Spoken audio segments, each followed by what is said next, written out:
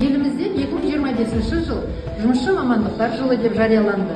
Ел президенті Қасым-Жомарт Кемелұлы Тоқаевтың Қазақстан халқына арнаған жолдауында 2025 жылды жұмысшы мамандықтар жылы деп жариялау еңбек адамының мәртебесін арттыруға бағытталған зор қадам деп атап өтті.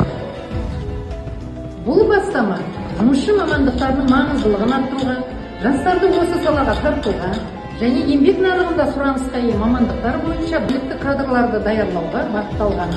Тігіншілік бұл тек ине мен жіпті меңгеру ғана емес, бұл үздіксіз ізденіс пен дамуды талап ететін өнер.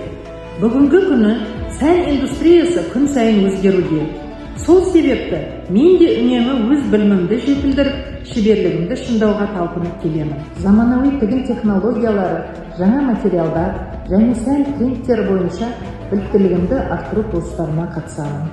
Сондай-ақ ұлттық қолөнерді заманауи үлгіде жаңғырту, сән дизайндағы жаңа бағыттар мен үздікті үлгілеу технологияларын меңгеруді басты мақсат етіп қойдым. Әрбір жаңа біліктілік мен үшін шәкірттеріме жаңа мүмкіндіктер ашудың кілті.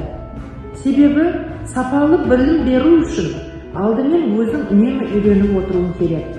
Осы жолда халықаралық шеберлік сыныптарына қатысып, тәжірибелі дизайнерлерден үйреніп, оны күнделікті сабақта қолданамын. Мен үшін әр жаңа сертификат білім алушыларымның кәсіби деңгейін арттыруға жасалған қадам. Өз тәжірибемен бөлісу арқылы шәкірттерімді заманауи талаптарға сай маман етіп дайындау басты мақсатым. Ұстаздық жолымда республикалық және халықаралық деңгейдегі байқауларда жүлделі орындарға ие болдым. Менің авторлық жұмыстарым көрмелер мен сән көрсетілімдерінде ұсынылды.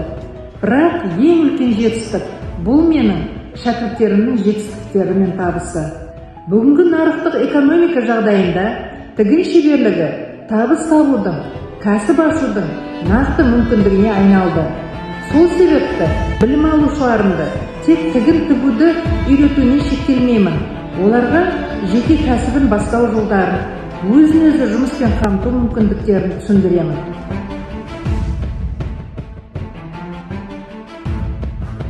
Қазіргі қоғамда кәсіптік білім беру маңыздылығы арта түскені анық.